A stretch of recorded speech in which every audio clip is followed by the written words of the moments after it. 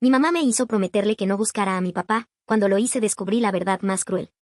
Mis padres se separaron cuando yo tenía 15 años, pero llamarlo separación es suavizar demasiado lo que pasó. En realidad, mi mamá prácticamente huyó conmigo de esa ciudad. No fue una decisión tranquila ni planificada con calma, fue una salida urgente, como si nos estuviéramos escapando de algo que ya había cruzado demasiados límites. Mi papá, Ricardo, no era un hombre fácil. El alcohol era parte de su rutina diaria, desaparecía por días enteros y su carácter cambiaba sin aviso. Yo crecí entre gritos, discusiones y puertas golpeadas. Recuerdo noches en las que mi mamá me encerraba en una habitación mientras él golpeaba cosas afuera o descargaba su rabia contra lo que encontrara. Y aún así, yo lo quería. Eso es lo que más me cuesta explicar incluso hoy.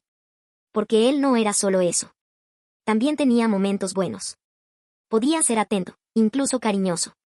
Me compraba dulces, me llevaba a comer de vez en cuando, y en sus días tranquilos podía parecer otra persona completamente distinta. Esa mezcla es lo que te confunde cuando eres hija, no ves a un monstruo constante, ves fragmentos. Mi mamá aguantó años esa vida hasta que un día ya no pudo más. No hubo una conversación larga ni una despedida ordenada. Simplemente empacamos lo poco que pudimos en unas maletas y nos fuimos. 12 horas en bus hacia otra ciudad, dejando todo atrás. Ahí empezó otra vida. Elena trabajó sin descanso. Vendía comida, lavaba ropa ajena, hacía lo que fuera necesario para que no nos faltara lo básico. Mientras tanto, Ricardo empezó a desaparecer de a poco. Primero llamadas ocasionales, luego cada vez menos, hasta que finalmente dejó de buscarme por completo. Yo sufrí esa ausencia en la adolescencia más de lo que puedo explicar. Pero con los años empecé a entender cosas que antes no veía. Sobre todo, vi cómo mi mamá nunca volvió a estar realmente en paz. Vivía alerta, como esperando que algo malo pasara. Revisaba puertas varias veces antes de dormir y cualquier llamada desconocida la ponía tensa. Lo extraño es que nunca me habló con odio de él. Nunca intentó imponerme una versión extrema de la historia. Solo decía que había personas que destruían todo a su alrededor, y que algún día entendería por qué ella se había ido. Y yo crecí con ese vacío. El tiempo pasó sin que yo me diera cuenta. Crecí, formé mi propia familia, tuve hijos, y mi mamá envejeció a mi lado. La vida siguió su curso, pero hubo algo que nunca terminó de irse del todo, la ausencia de Ricardo.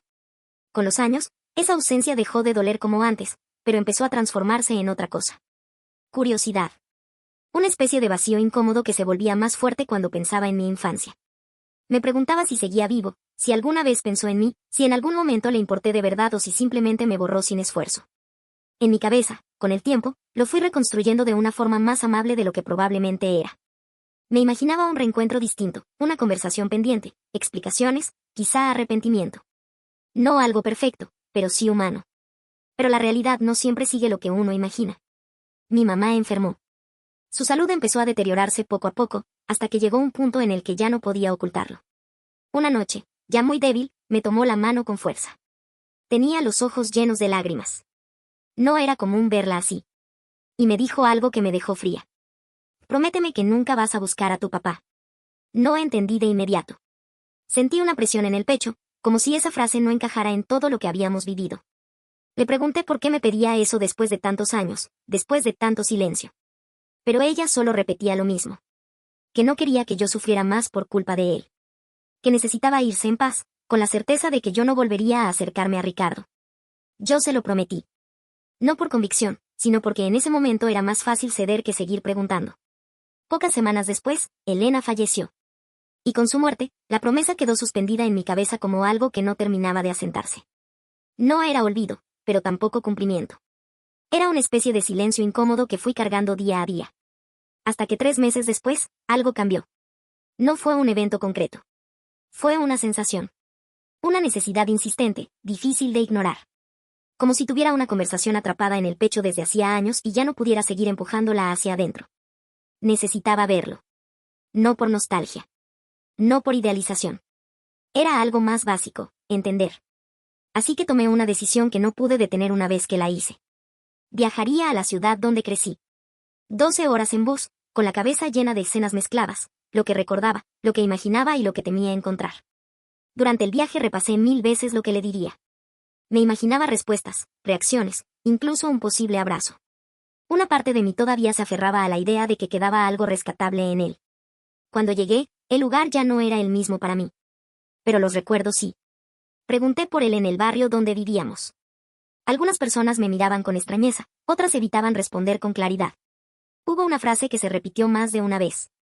Mejor no lo busque. Eso me inquietó más de lo que quería admitir. Hasta que un hombre en una tienda, con cierta duda, me dijo que a veces lo veían por el centro, en calles específicas, sin un lugar fijo. Ahí supe que tenía que seguir. Lo encontré en el centro. Todavía me cuesta ordenar lo que sentí en ese momento. No era solo impacto. Era una mezcla rara de negación y reconocimiento. Ricardo estaba ahí, pero no era el hombre que mi memoria había conservado. Estaba mucho más delgado, sucio, con la ropa desgastada y una mirada apagada, perdida. Como alguien que llevaba años sobreviviendo sin rumbo. Por un segundo dudé incluso de que fuera él. Me quedé quieta unos segundos antes de acercarme. El cuerpo no me respondía bien. Pero lo hice. Papá. Mi voz salió más débil de lo que esperaba. Él levantó la mirada. Al principio no hubo reconocimiento. Solo confusión, como si mi cara no significara nada. Luego, lentamente, algo cambió en su expresión. Y cambió mal. Se tensó de inmediato. Su reacción fue agresiva, automática. «No te me acerques», gritó. «Vete de aquí». Me quedé congelada. Intenté hablarle, explicarle quién era, pero no me dejó. Soy Mariana», alcancé a decir, con la voz quebrada.